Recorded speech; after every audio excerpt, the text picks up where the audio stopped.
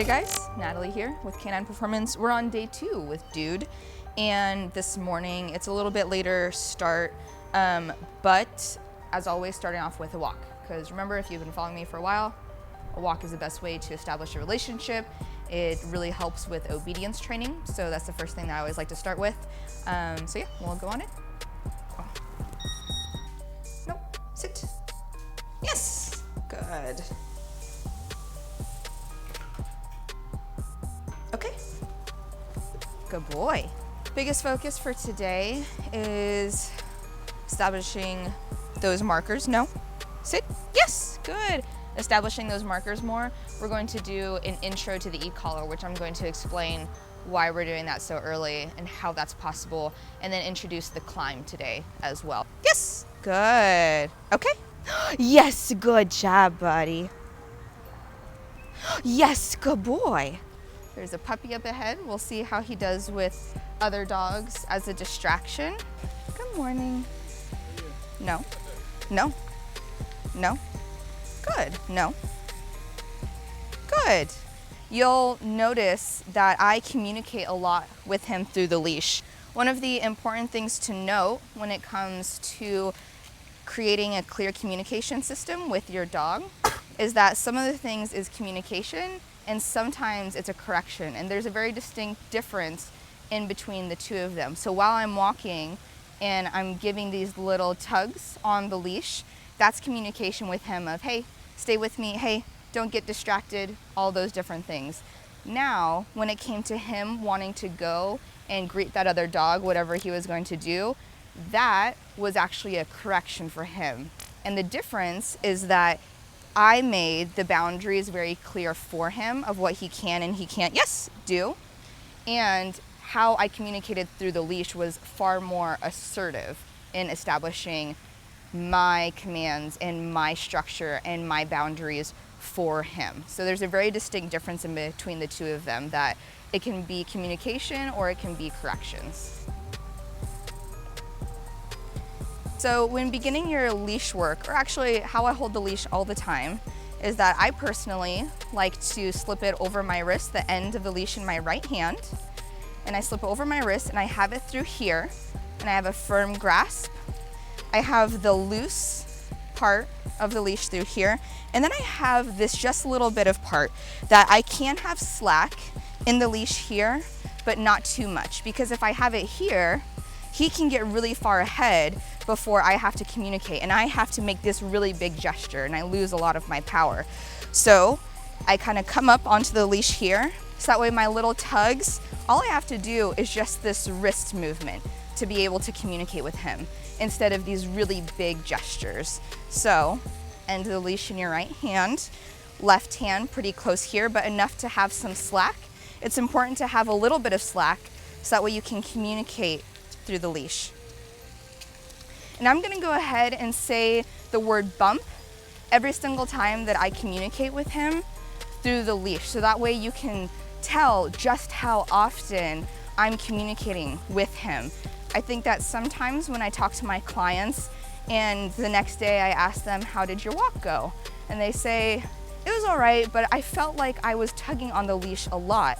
And in the beginning stages, through this learning process, you are going to be communicating through a lot. So I'll go ahead and say the word bump every single time that I send communication through the leash to him of where I want him to be on this structured pack walk. Bump, bump,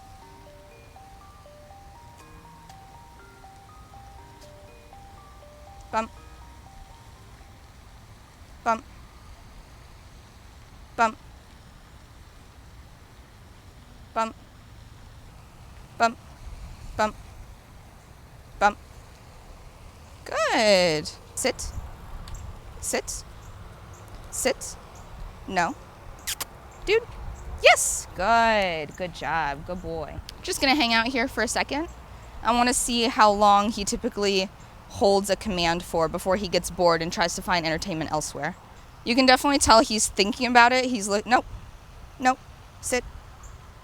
Yes, good. I like doing drills like this sporadically through our walk because it gives me an opportunity to not only have those repetitions get in, but it's a good chance for me to continue establishing my marker communication. So when he breaks that command, it gains me no, no, an opportunity to teach him what no means. No is going to be an uncomfortable sensation through the leash that he can turn off. Heel, heel, good.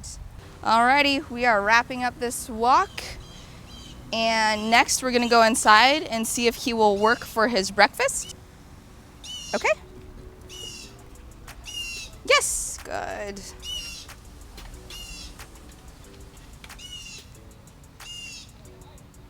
Yes, good. Come here, come here, come here. Good. Sit. Yes. So I'll go ahead and explain a little bit what I'm doing here. So for our marker system, which is going to be our communication, good. I want to teach him what yes, good, and no means, like I had already mentioned. Good job. So when he sits, I have 1.3 seconds to mark that behavior that he did that correctly. So as soon as butt touches the ground, I'm going to say, yes, you did that, follow through with a reward. When I say good, and I follow through with a reward, it means I want you to continue doing this behavior, whatever it is. This is how we build duration, like how you do with the weight, is essentially the same thing. So you can use whichever one. At a certain point, we want to actually remove those words of wait or good or stay, whatever that may be. We just want one command, which is going to be sit, and then he'll know that that's going to be a forever thing. You know, wait. Sit for days. Just sit for days, absolutely. Just never get up. That's going to be a continuous thing until you give him the release command. If not, what he's gotten conditioned to get used to is that for you to keep on saying those words, and then you'll notice that once you stop saying them, he's like, I'm not giving it a command. So we want to start taking that out. And the way that we're going to do that is we're going to ask a little bit more of him. So right now I'm saying good and I'm reinforcing a lot at the beginning. Is a high frequency of reinforcement, but I'm gonna start asking more of him that when I tell him to sit, I'll say good, reward, good, reward, and then starting to draw that out, and then it'll become more of a variable schedule. Right now I'm not asking anything of him. I just want him to just continue and follow with me, because this right here is a relationship building. Come here. And now he's going to know, after doing this a couple times, come here. Good. What good means. Good is, oh, I'm getting food, I'm getting reinforced. This is great, come here. Good boy. So you get an inside look into how all of my training sessions with my board and trains, this is what I do for all of their meals, 4 to 6 to 8 times per day. We used to just like hand feed them all? Every single meal. Down. Yes. So I know this doesn't look super exciting, but this is really great progress from him, of taking food from a stranger, working for his food, which is fantastic. Good. And this is giving me a lot of opportunity to, good, reinforce those different words that I want. All right, day number 2, session number 2. This one is going to be an introduction to the e-collar, just working on associating it with communication, because that's the way that I prefer to teach the e-collar. And then we're going to introduce him to the climb command as well. Super casual, easy session, just gonna be doing it inside. Alrighty, this is the most important part that I feel like for dog owners, is for you to understand what the sensation feels like. Have you tried this before? Nope. So the huge misconception with a collar like this is that there's 2 different types of collars. There's shock collars and then stimulation collars. So shock collars typically have only a few different levels, typically going to be 3. And how I think of it is that there's levels ouch, really ouch, and oh my God, ouch. With the stimulation collar, it's a lot different because it's not an actual shock at all. It stimulates the muscles. Plus the feeling is a lot different, and it's also in a way that the dogs can understand it and it's not painful. Shock collars, when you have the shock going through your skin, even when you remove the sensation, the pain is still going to be there because it's an actual shock. Whereas in a stimulation collar, if you were to have it, as soon as it stops completely. Like you don't have any sort of sensation. Test it on me. Yes, it's important for you to understand the different tools that we're going to be using. And then, so what I want you to do, hold out your hand. I thought you were like, wrap this around your neck? No, not at all. And then just gonna go like that. And then hold that gently, just like that. These 2 things need to be touching your skin. Oh, yes. And all that we're gonna do is we're gonna start really low, right? So what we're gonna do is, I'm not gonna let you know what level that you're at. I'm gonna start convulsing on the floor. You let me know when you start to feel it, and then when it starts to get unbearable, okay? I can pretty much handle everything. Okay, awesome, sounds good. So he just said he can't feel anything, and this is where we're at right now. Keep in mind this number, because this is going to be how we're going to be training Dude as well. Okay. Did you feel it? Yeah. Okay. Barely. What does it feel like to you? Not like a tickling. It's like a tickle, right? Yeah. It's kind of like, think of it like a tap on the shoulders, how we're going to communicate. Yeah, it almost feels like kind of like when your foot starts falling asleep. Yeah. That kind of like tingling, like kind Yeah. of thing. All right, so you feel it. Yeah, it still looks like more like that. Okay, awesome. Let me know when it starts to get a little painful. We're going up by levels of 5 now. Wow, really? I mean, I can like show them what it is. Yeah? It's like making my whole body like, okay. Yeah? Yeah, but it's not like a pain. It's like a. No, exactly. And then it's once It's almost like a tickle. Like I want to scratch my hand. Or if you ever to try it, you can, but I'm gonna bring it back down. Okay, here we go. I'm gonna bring it back down. This is where we're gonna do it. It's on his neck. He's gonna feel it. Okay, ready? No? Okay, we're going up. Still good? Oh, okay. Oh! There we go. Okay. You went all the way up to, it was 56. Wow. That you On my were neck? on, no, that you were feeling. That was 23 on your neck, right? Now, 60. That's a pretty high number. When I train dogs, I want them to get so conditioned to that I train them under a level 20. Now, it depends on the dog's temperament and everything like that, but it's important for you to understand that even like 20 on, There's the. yeah, he did, yeah. That it's enough that it's not painful, but it is surprising, right? Without being able to communicate with him without a leash or just you by yourself, this is a way to break his focus, recenter him, and we teach it as a communication tool of when I feel this, Dad is talking to me. It's like a walkie-talkie. So he's gonna come back to you when he feels it. Timing is a really crucial part of dog training, right? And so for us to be able to communicate with our dogs to get them to do what we want to do, we need to have really precise timing to communicate with them.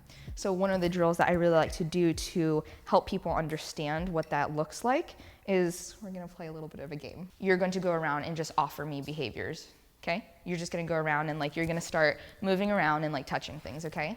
And when you get close to the thing I want you to do, I'm going to click, okay? And when you get too far away, I'm going to say no. So it's like hot and cold. Yeah, it's pretty much like hot and cold.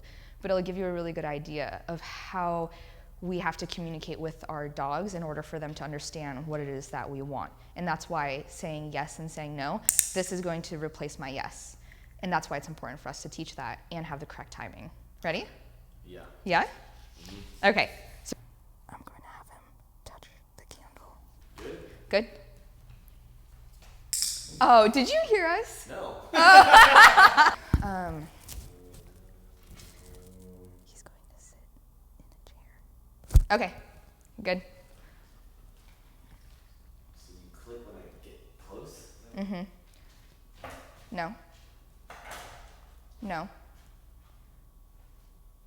Good. No. Good. Yes, good. Now what? Just keep offering behaviors. No.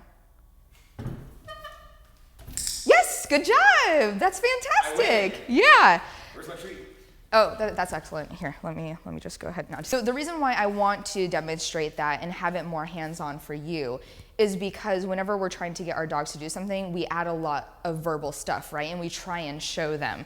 But just using the yes, good, and no, it was really easy for me to tell you exactly what I want you to do because we have that system established. You knew that this was something good when I told you no, that was something bad. And you did a lot of different things when I told you no. And then you finally caught on. And I also did it at the right time, right? So what if you had been going around and you had touched something and you had already picked it up, like you had touched it, and then you had picked it up and I said no, and you're like, okay, well, was it the picking up or was it the touching? So it's important that when we train our dogs that it needs to have an immediate response for them to understand and be able to piece the pieces together, if that makes sense. Does that make sense? Yeah. Okay, awesome, sounds good. So now that you felt that, now that we have covered the understanding and importance of timing, what we're gonna go ahead and do is we're going to introduce Dood to the collar. And what we need to do first is to establish his reactionary level. The same thing that I did with you of having it, you hold it in your hand, and I said, you tell me when you can feel this. So I'm going to be looking for very slight signs from him. Sometimes it's a look of confusion because it's a weird sensation. Sometimes it's just a head twitch. I'm looking for anything at all. And that's going to be our baseline reactionary level of when he feels the collar and when he'll respond to it. And then we're gonna work from there. The awesome thing that I love about this collar is that it snaps on, so it's really fast and easy to go. So I'm gonna make sure that that's placed. For collar placement, it's really important that you keep it in between 9 and 3 o'clock. So we don't want to have it up here at all, and we want to have it pretty snug. I can fit 2 or 3 fingers underneath it, right? That's the whole purpose of having the e-collar, is that they don't need to have all of that leash pressure and guidance all the time. Every single time that he looks at me, when he feels the sensation, I'm going to reward him with that. So that way he can associate it positively, that when he feels the sensation, that it's attention back to me. And what we're going to do is I'm gonna start on level 2. That's how low we're gonna do it. And I'm just going to see whatever his reaction is. I'm not going to ask anything of him right now. I just want to see that baseline level. So it's on 2 right now, bump. And I move up by 2. We're on 8. Let's go up to 10.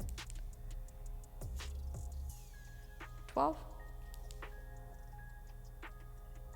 14. I want to be able to see you, buddy. Good.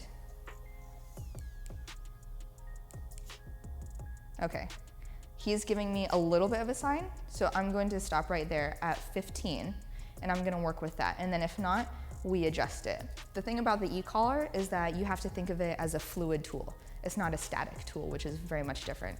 So in this environment right now, it's his home, it's his place that he feels safe and a lot of comfort, limited distractions. So him feeling out at 15 is awesome, but as soon as you step outside, there's people, there's everything, and so his loading level is what I call it, or actually what dog trainers call it, his loading level is gonna go up, which means that the number that may have worked inside isn't going to work outside, right? So you have to think, okay, 15 inside, he'll probably be a 20 outside. And then you just work with it, you just play with it, chat.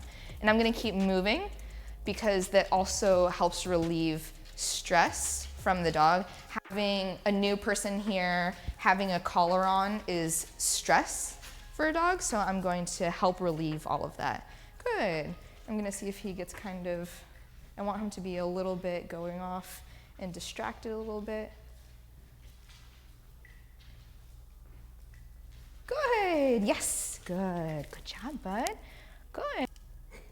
Yes, good boy, good. Yes, good boy, good. Now he's starting to catch on. We're still at the same level. But you'll see a little bit of confusion. He'll kind of like look down because now he's starting to realize that that sensation, it has a meaning. He's starting to become more accustomed to it, right? So if he has the same reaction again, I'm actually gonna start bumping the level down now that he's starting to like understand.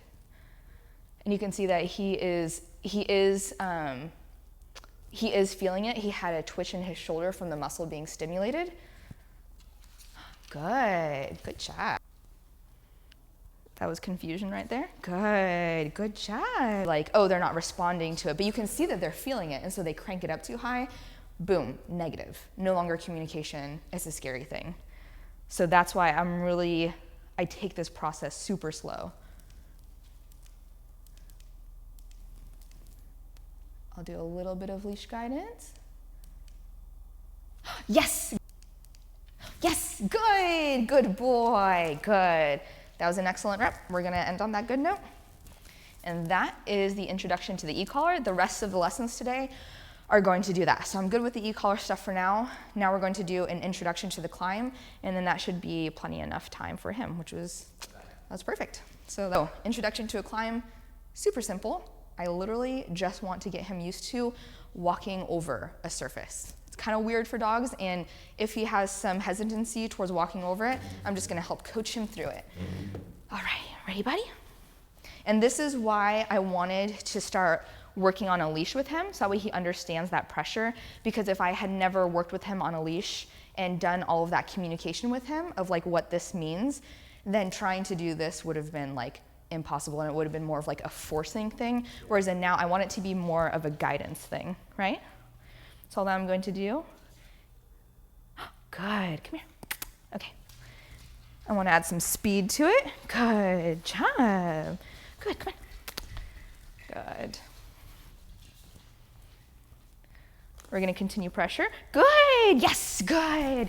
Good job, good. And it's all about the little steps, right? I'm not gonna ask him for going across the whole thing. It's obviously something that's uncomfortable for him. So I'm going to reward him for the 2 feet that he put on here. Yes, good boy, good job. Okay, come here. Good, yeah, good boy. Relieving the stress with food. Good. And affection and praise. Good job, bud. Good.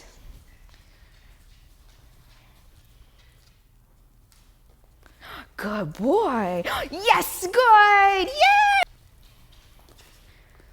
Yes, good. Yes. All right, guys, we are on session 3 for today. And so in the previous session, you saw that we did an intro to the e-collar. I'm going to continue doing that. And we also introduced the climb as well. So I'm going to introduce that. I'm working with his food right now. Yes, good, sit. Yes, good job. So working on this, feeding him his food. I'm working with 1 cup of food, and I'm just gonna keep on going until his food is out or we run to a 10-minute training session. So intro to the climb here, and then intermittently in between, I'm gonna be working on introducing the e-collar. So I was working with Dood's reaction level or loading level, and it was a lot higher than we were doing it earlier.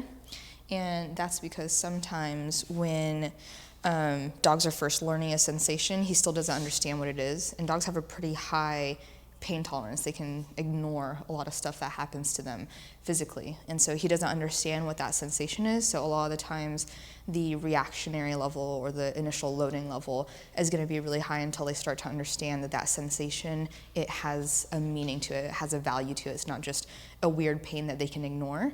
So a lot of the times what I found is that the initial loading level is going to be pretty high until they start to understand what that sensation is and what value it has to it. All right, guys, so the 411, we're doing an evening walk tonight with Dood. It's gorgeous out. We layered in the e-collar for the past 2 previous sessions. We're going to continue to do that during our walk. If you follow me for a while, I'm a huge fan of a walk for developing a relationship, establishing leadership, and it's a good time to practice new skills. So loose leash walk, super important. So we're gonna be working on that, layering in a little bit of e-collar.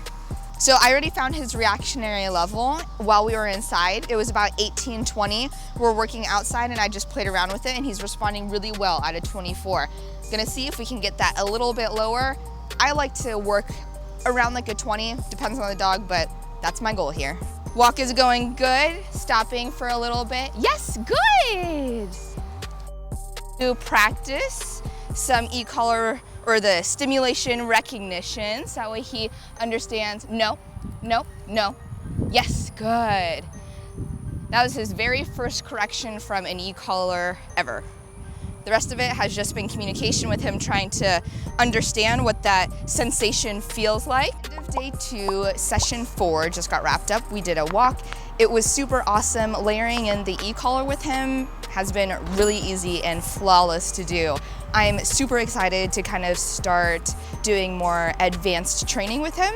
So working on that distance and the duration on the climb command and the recall. So we're gonna start layering in and I'm going to be expecting more of him. And now that we're having to have more clear communication, it's going to accelerate much faster. So excited for the next couple of days.